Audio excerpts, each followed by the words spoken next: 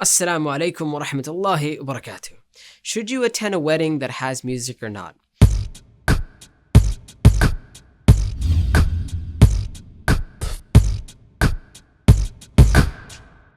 If you scour the internet, you'll find opinions ranging from those people who say there's no way, no matter what, you should definitely not attend those weddings, to those who say that it's permissible.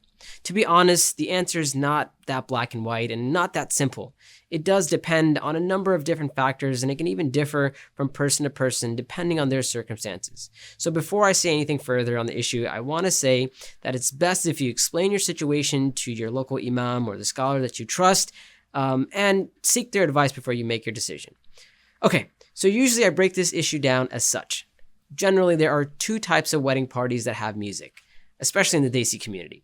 Number one, weddings that have music where there's a DJ and he or she is blasting music and there's a dance floor and there's aunties and uncles throwing it down on the dance floor.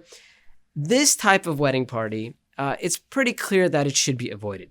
The exception would be if there are some extenuating circumstances in which one is obliged to go. And even in that case, a person should minimize their exposure to the haram.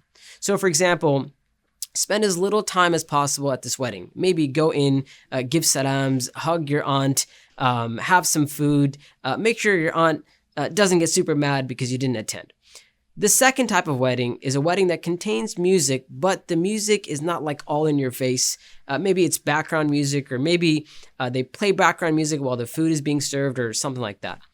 This type of music could come under the issue of hearing the music rather than purposefully listening to it. And some scholars have permitted that type of exposure to music.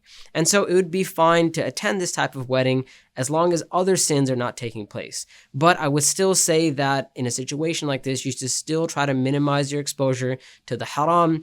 Try to get out of there as soon as you can and be as comfortable as you can in that situation. And Allah subhanahu wa ta'ala knows best.